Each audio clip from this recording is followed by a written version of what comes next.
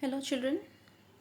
What we have learned in our last video was the Frids have taken the initiative to be friended with Tommies right in the middle of the no man's land. I think we were talking about uh, Jim Macpherson, who was the captain of Tommies, the English army. He was not so easily taken in, and he could not trust the Fritz, thinking that it is only a trick for them to cheat us. However, see what has happened in the next paragraph is what we are going to now start with. Let's go to the next paragraph. One of the Germans was waving a bottle above his head. "It is a Christmas day, Tommy. We have schnapps." I repeat, we have schnapps. What is schnapps? Now, schnapps is a strong alcoholic German drink. Yes, the German soldiers were allowed to have at least 125 ml of schnapps during the wartime also, right? So what did they do? They were showing the bottles of schnapps. "We have sausage. We meet you?" "Yes." See, there is a question mark there. It shows that the Fritz were showing the food items, the drink, and they were trying to meet up the Tommies. They were calling upon the Tommies to come and join the festivities. By this time, there were dozens of them walking towards us across no man's land, and not a rifle between them. You see, firstly, what we have seen was the first sign of them wishing to be friended was waving a white flag. I told you what does it mean during the World War time when somebody is waving a white flag. Now, secondly, when they came across the no man's land, they all had come, all the Fritz, all the German soldiers have come walking without any weapon with them. That means without their rifle. Who was the first one? Little Private Morris was the first up. What did he say? "Come on, boys. What are we waiting for?" And then there was no stopping them. I was the officer. That means Jim Macpherson was the captain of English army that time. I should have stopped them because he was the captain there. He thought, as a captain, I should have stopped them somehow, there and then.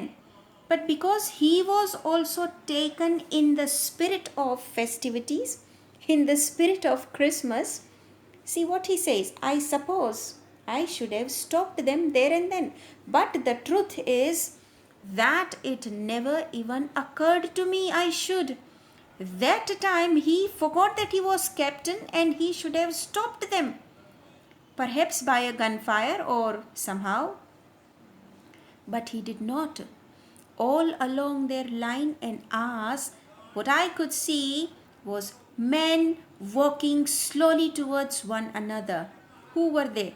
The grey coats, khaki coats, meeting in the middle. And I was one of them. I was a part of this. In the middle of the war, we were making peace. We were becoming friends.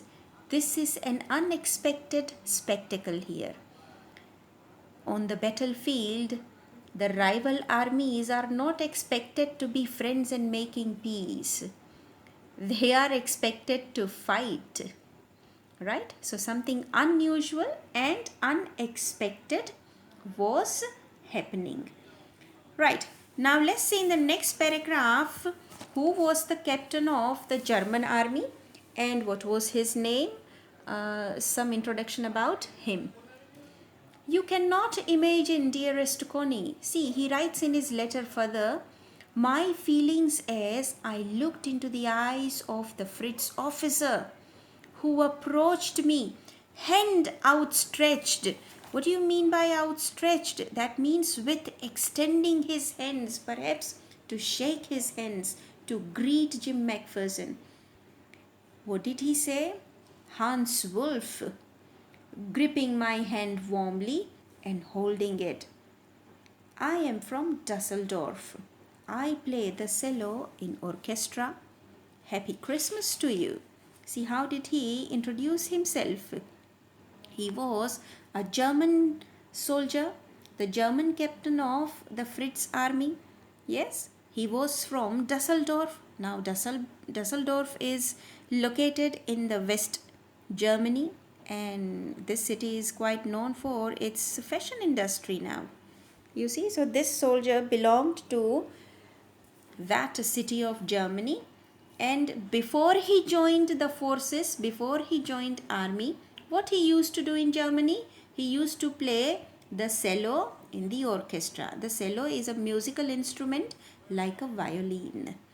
He came forward along with all his army, his fellow soldiers, and he greeted Jim McPherson, saying that a Merry Christmas to you. Happy Christmas. Right, let's move on to page number 12. And how did Jim greet him? He said, Captain Jim McPherson, I replied, and a happy Christmas to you too. I am a school teacher from Dorset in the west of England. Right. So he introduced himself that he was a school teacher. He was teaching in a school somewhere in the west of England, in Dorset County, right, before he joined army. Now from here, both the captains of both the armies, they continued their conversation. Let's see what they have conversed and talked about in the next paragraph. Ah, Dorset, he smiled. I know this place. I know it very well. We shared my rum ration. Ration here is the share, right? So both of them shared their alcohol, their rum, and his excellent sausage. And we talked, Connie. How we talked. He spoke almost perfect English. You see, usually the European countries, they do not use English as their communicative language because they have their own vernacular. They have their own national languages which they use, right? So one cannot expect them so very fluent in English. However, Hans Wolf, while he was talking, Jim McPherson could notice that he spoke almost good English, right? But it turned out that he had never set his foot in Dorset, never even been to England. So how does he know speaking such good English? He was wondering. He had learned all he knew of England from his schooling and from reading books in English.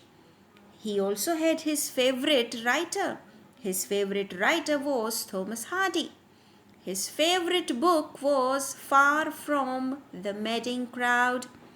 Yes, please note, students, Far From Madding Crowd is written by a Victorian English novelist, Thomas Hardy, a very well-known novelist.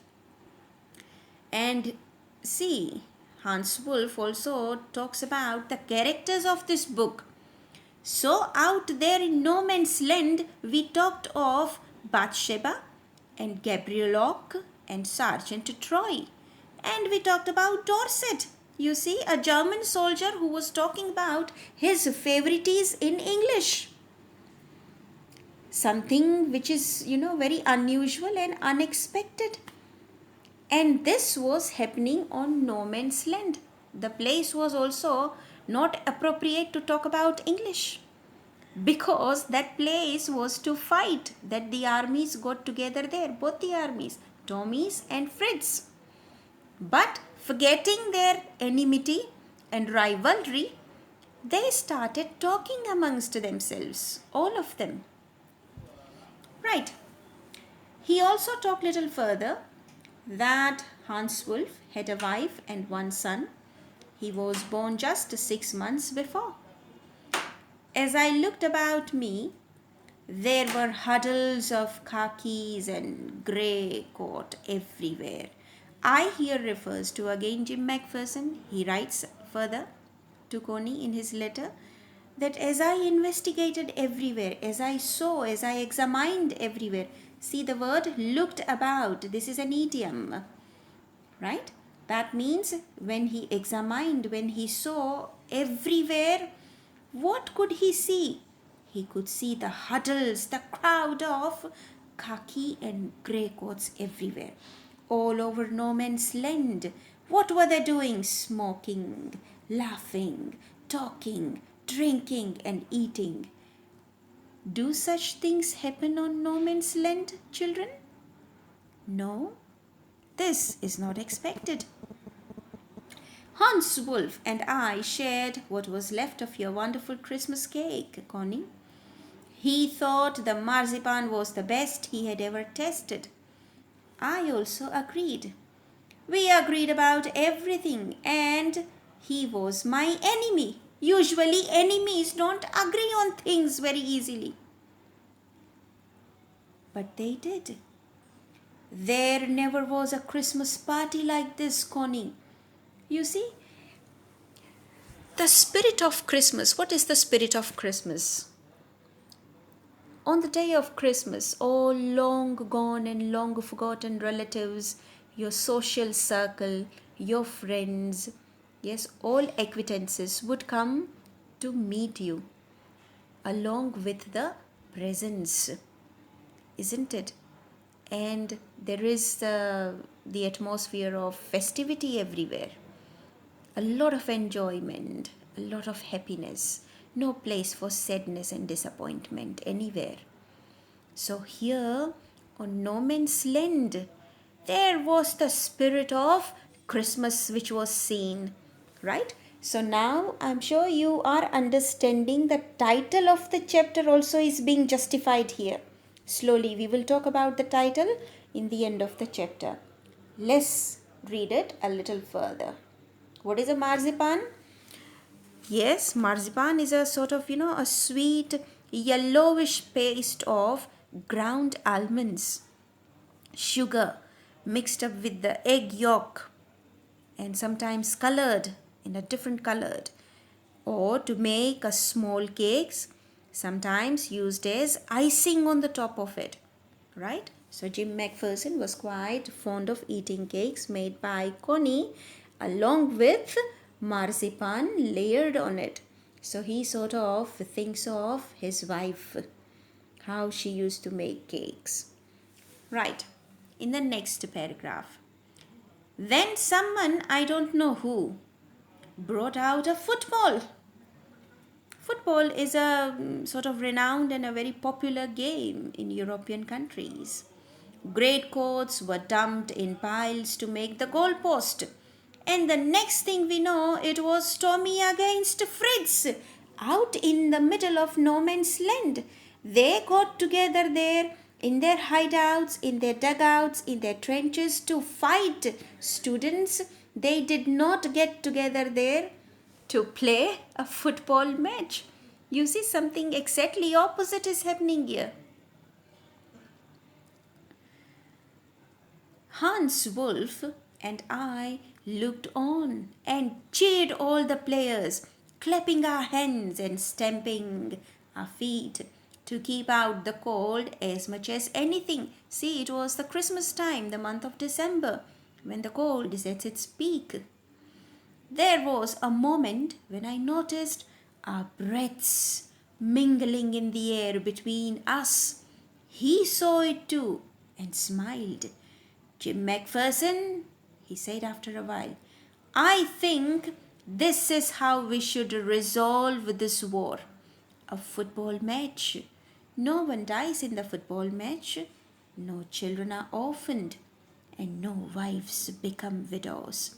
These 3 lines here written is the real essence of this chapter, students. This is the theme of this chapter, the best Christmas present in the world. See, the question here is who wages the wars? Wars are waged by political entities, nations, sometimes by the states, to resolve either political or territorial disputes, and they are carried out on the battlefield by armies comprised of soldiers of contending nations. And these soldiers are paid by the government of respective nations. See, when the armies fight, the bombs are exploded, the atomic weapons are used. Both the soldiers and the civilians die. Soldiers experience wars completely different than the civilians do, students.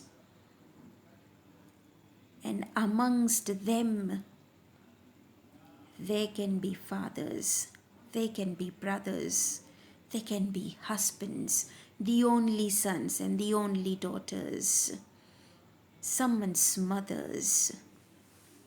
You see? So, this is exactly right what Hans Wolf said. Let me repeat what he said. Let's go to the last 3 lines. I think this is how we should resolve this war. A football match. Why? Because when there is a war of football match fought, no one dies in this war of football match. No children are orphaned and no wives become widows. Perhaps this is one of the best solution ever can be to resolve any dispute, any issue. Yes? Okay. See, this paragraph and the description of how soldiers came together to celebrate Christmas right on the no man's land shows how desperate even soldiers are not to fight, and they are so desperate to go home and meet up their families and their beloved ones. I would prefer cricket, I told him. You see, perhaps Jim McPherson is a lover of cricket. So he says, I would prefer cricket. Then we Tommies could be sure of winning, probably. Well, he claims themselves to be good in playing cricket. So what he does suggest here that we can win cricket much better than the football match. We laughed at that and together we watched the game. Sad to say. See, children, can you see this picture? You can see the khaki coats and the grey coats playing together a football match, and you can also see the barbed wire on both the sides, and the land in the middle is known as the no man's land, wherein both the army soldiers, rivals, can meet up without any hostility. Right? You can see them playing football together and how nicely they are enjoying. Look at their faces, quite lit up with the glow of happiness. Right, let's go further. What did he say? Right, sad to say, Connie, Fritz won 2-1. That means Germans could make 2 goals and Tommies could make only 1. But as Hans Wolf generously said, our goal was wider than theirs, so it wasn't quite fair. You see, Hans Wolf was a good man, very big-hearted, magnanimous enough to give all the credit of winning to the Tommies, which is speaking of his personality. Right.